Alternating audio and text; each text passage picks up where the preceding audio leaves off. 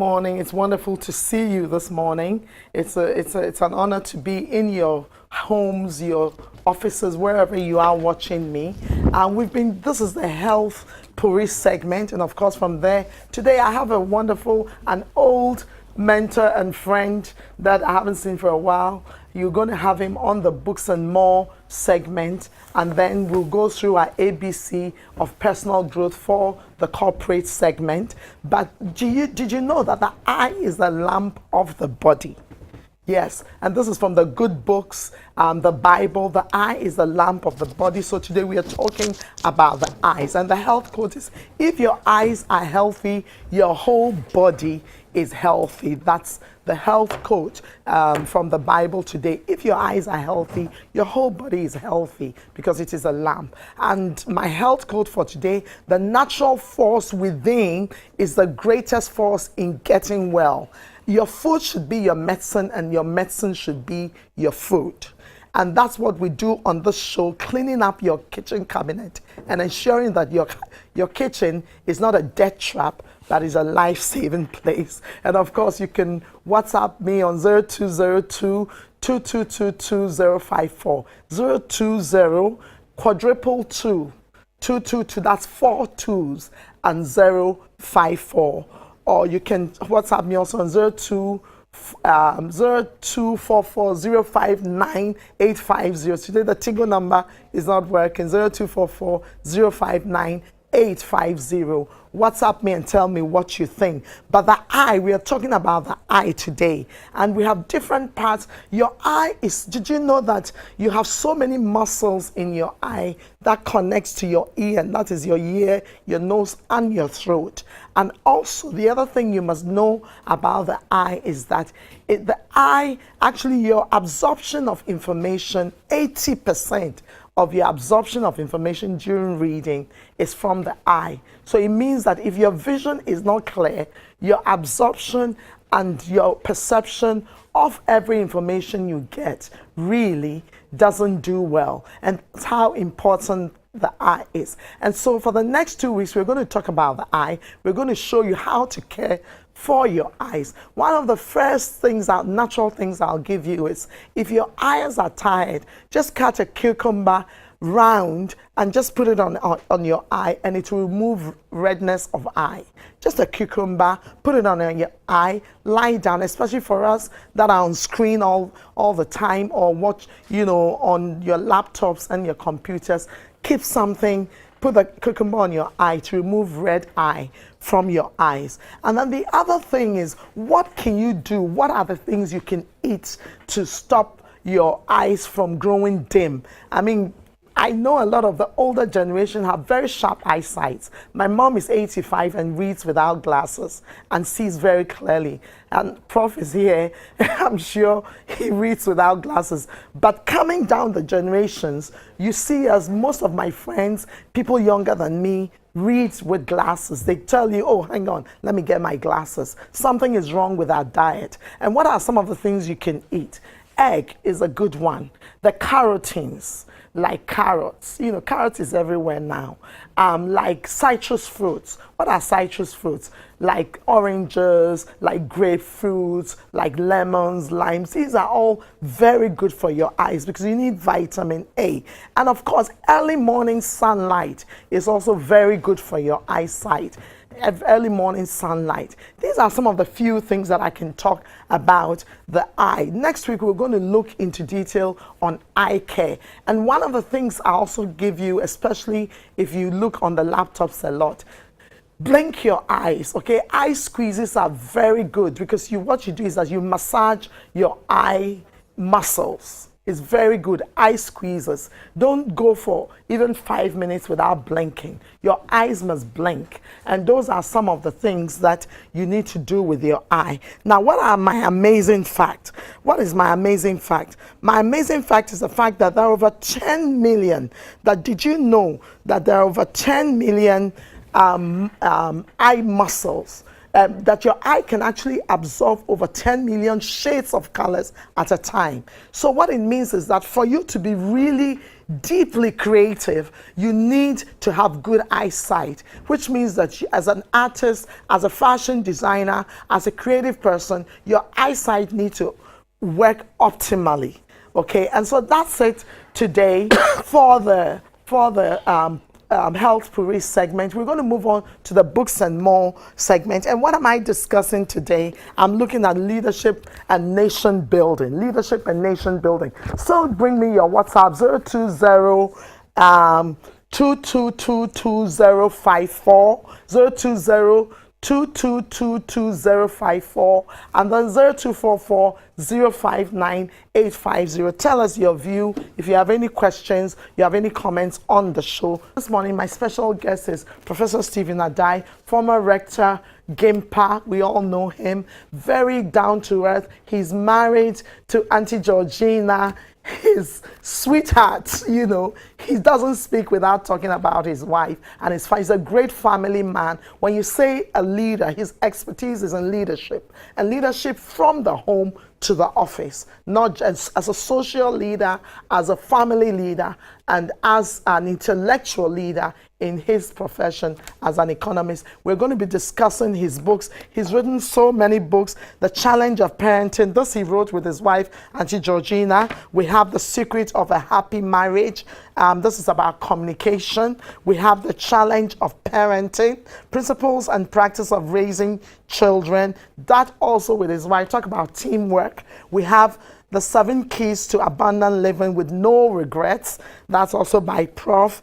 and Auntie Georgina. We have Keys, okay, that's the same one. We have The Joy of Human Love. Again, he's very strong on family and on marital relationship, which is the hallmark of every good leader.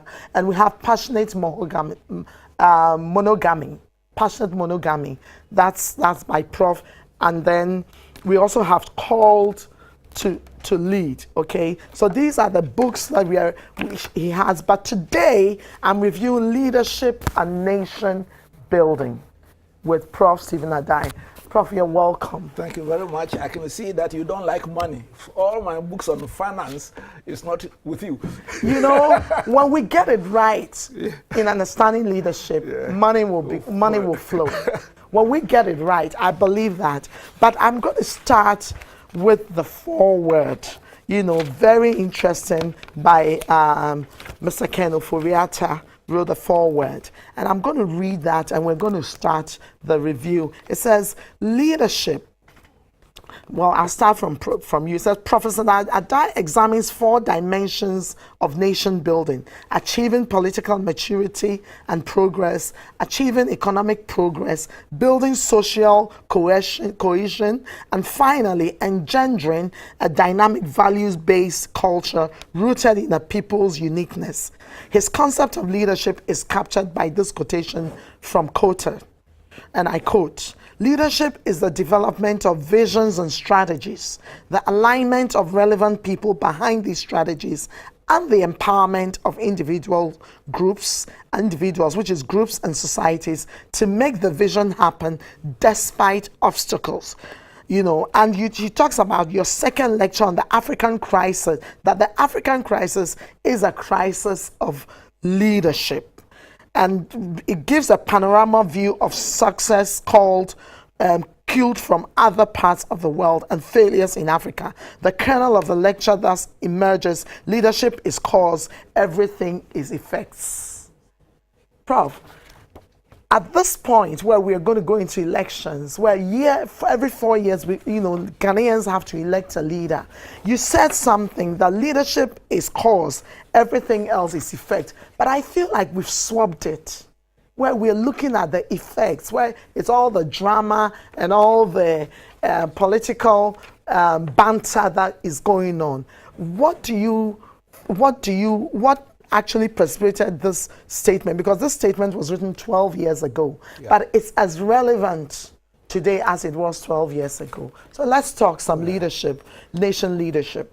Basically, I had a privilege when I joined the United Nations. I was UNDP, I was an economic advisor, and I had the privilege of their sponsoring me to visit the newly industrialized countries in Southeastern Asia.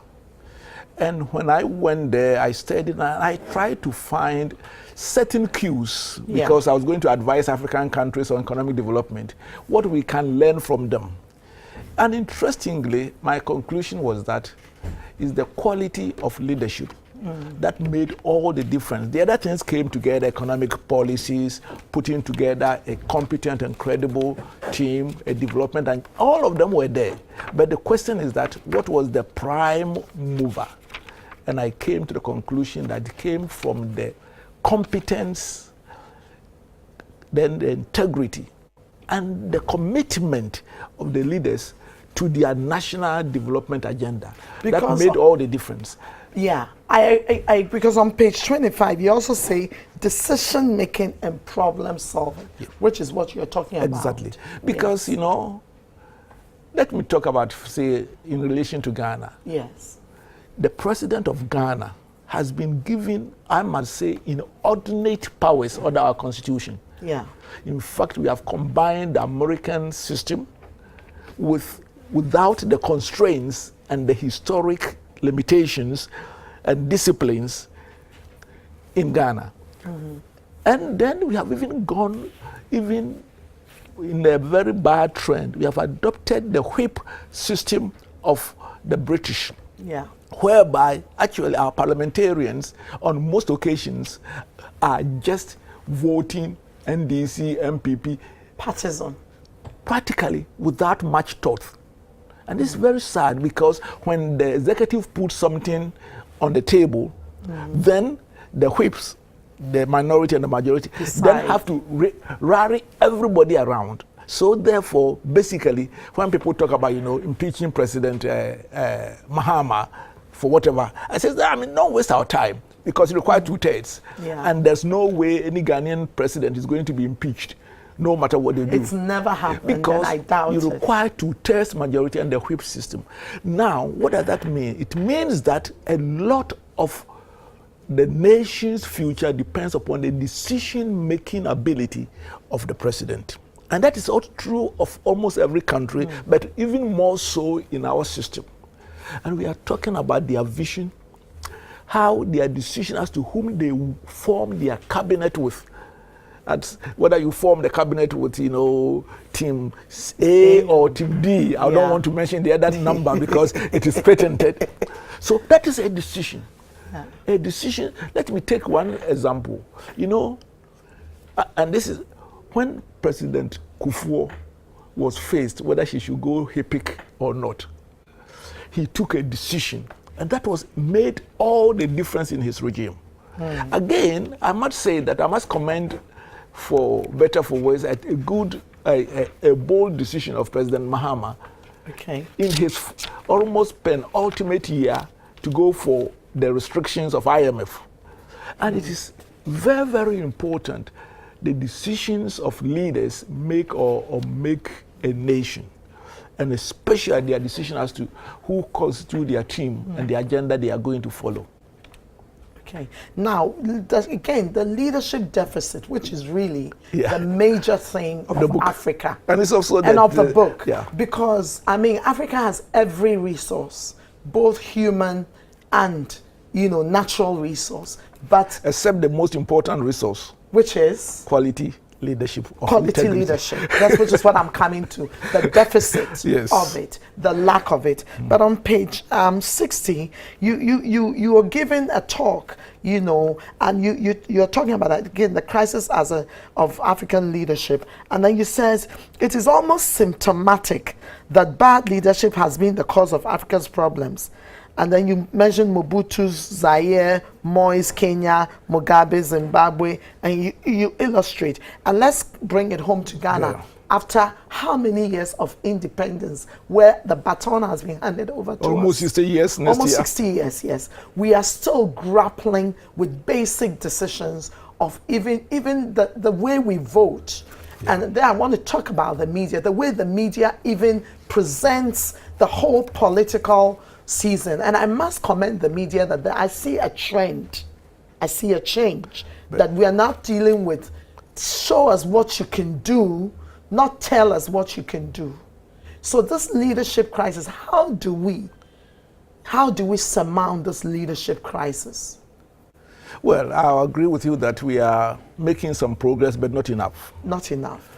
I mean, I've been listening of late. I've been trying to listen to the news, especially at 6 o'clock on the GTV, Unique, and then GTV at 7. Yeah. And I've been listening to Mahama going on his tour. And I'm quite surprised that nothing has been talked about the vision, the strategy for the next even 10 years, let alone maybe we are waiting for NDPC. It's a matter of, opening a borehole, this and that, and nothing strategic.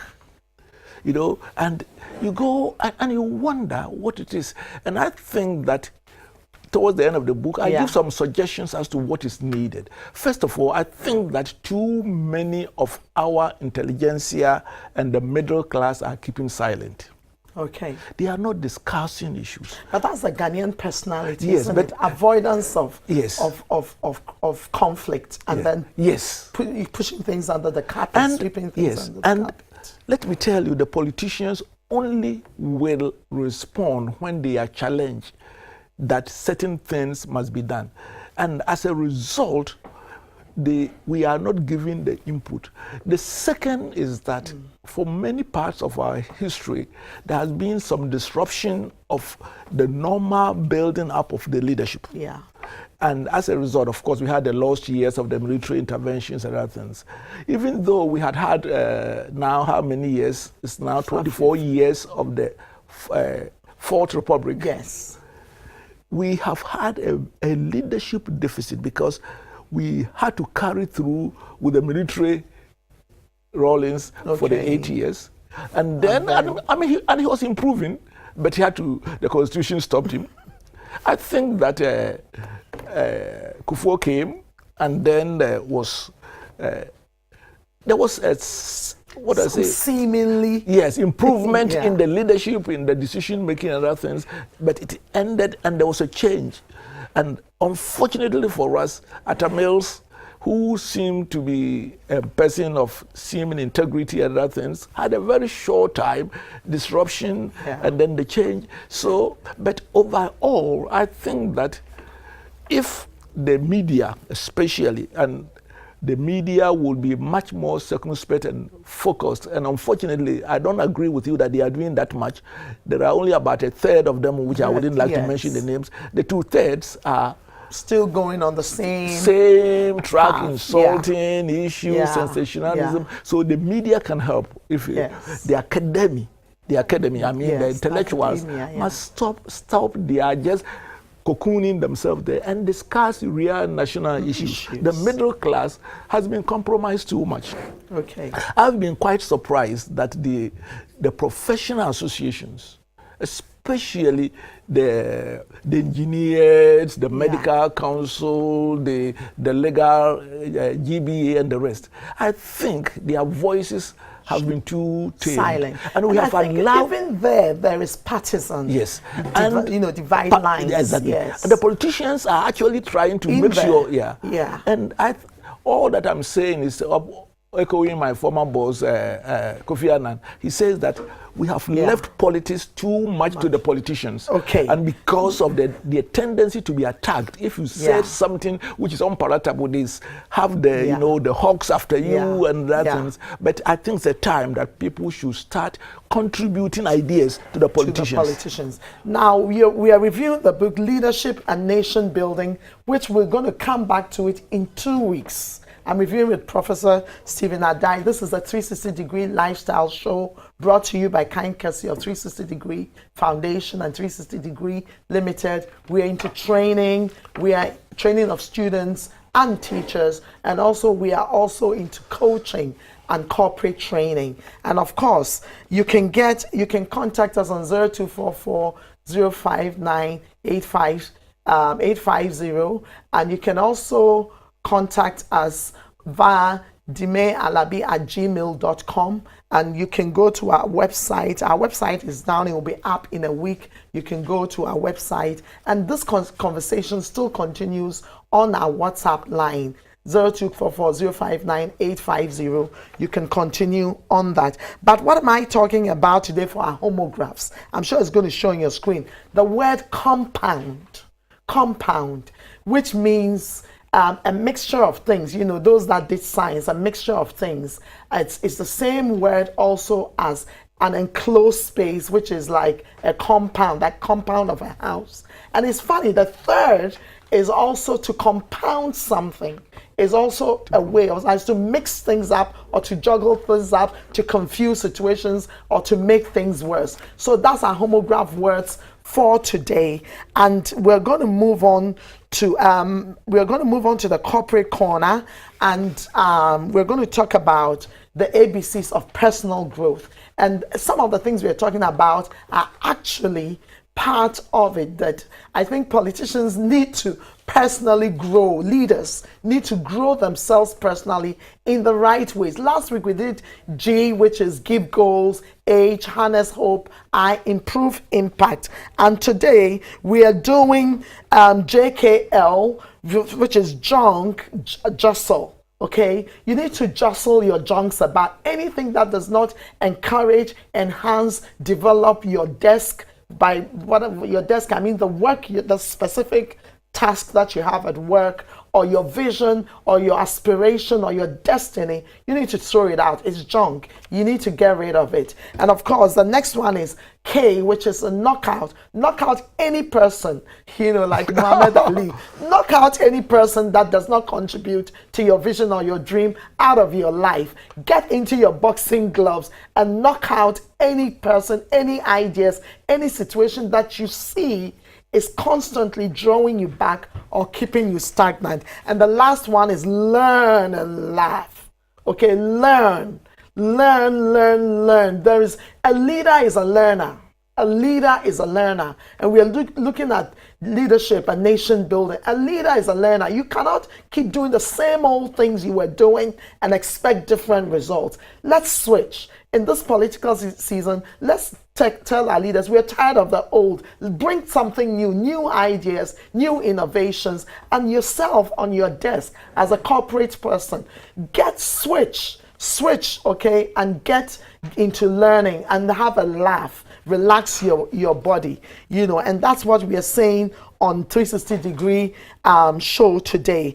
And of course, I couldn't read my WhatsApp messages, but if you have a book that needs review, please contact us on 0269 7875 H2, 0269 7875 H2, and we'll look at it. Next week on the show with me is Uncle Adei White. Yes. So you're going to, please don't miss this one. Get me on YouTube or on Adei Alabi, WhatsApp 0269787582, Facebook Adei Alabi, Twitter Adei Alabi. Prof, thank you so much for being on the show with me.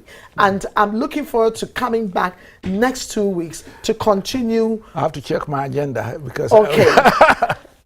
I'm sure you'll be free, so you're going to come back to us, and because we need to continue this leadership series, especially in this season.